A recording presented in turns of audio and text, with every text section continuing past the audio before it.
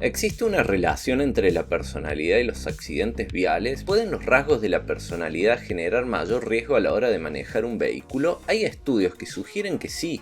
Mucho se conoce como la alteración de los sentidos por distintas sustancias o por cansancio puede llevar a que las personas disminuyan sus capacidades de manejo y eso les lleve a provocar más accidentes al conducir. Pero ¿qué pasa con la personalidad? ¿Esta puede provocar más accidentes? La personalidad se compone por sentimientos, pensamientos y comportamientos que se mantienen medianamente fijos a lo largo del tiempo. Si bien la personalidad puede ir cambiando en algunos aspectos, hay un núcleo de rasgos estables que permiten reconocer cómo es una persona. Volviendo a los accidentes viales, hay dos factores que influyen en la conducción riesgosa: los factores distales, donde se ubica la personalidad, y variables sociodemográficas como sexo, edad, educación o años de manejo, y los factores proximales, que son factores situacionales como puede ser un arrebato de ira particular por un mal día. Ambos factores influyen en el estilo de conducción del vehículo. Dentro del estilo de conducción se pueden diferenciar los comportamientos de manejo de la expresión de la ira al manejar.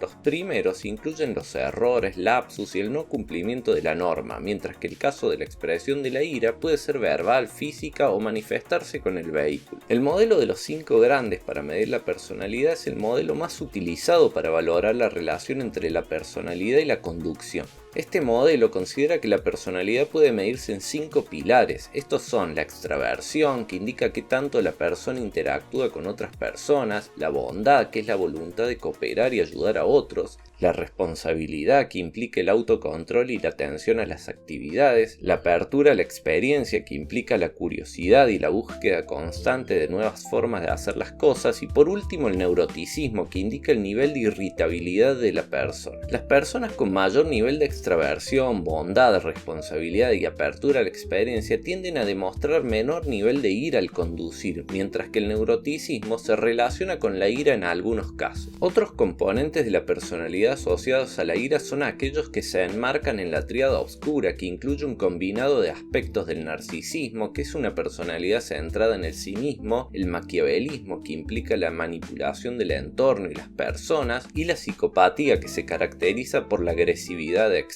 Estos 3 rasgos muchas veces están combinados, ya que comparten algunas características, dando como resultado una personalidad impulsiva, manipuladora, que no acata las normas y que por sobre todas las cosas están centradas en sí mismas. Particularmente el maquiavelismo se asocia a la ira expresada mediante el uso del vehículo. Esto se refiere a actividades que se toman al conducir para expresar la ira, como adelantarse bruscamente o pegarse al otro automóvil para cortarle el paso. La psicopatía puede presentar todo tipo de ira, involucrándose en peleas tanto verbal como física. Por su parte, el narcisismo se relaciona en mayor medida a la agresión física. En definitiva, los factores de la personalidad pueden aumentar o disminuir la ira, y esta a su vez modifica el comportamiento de la conducción, ya sea aumentando la violación de normas de tránsito, lapsus y errores, como a su vez aumentando las actitudes agresivas, usando el vehículo, la agresión verbal, física y reduciendo las capacidades adaptativas de elaborar esa emoción de la ira. Todo esto provoca una conducción más riesgosa y hace que aumente la probabilidad de estas personas de estar implicadas en accidentes viales o provocarlos.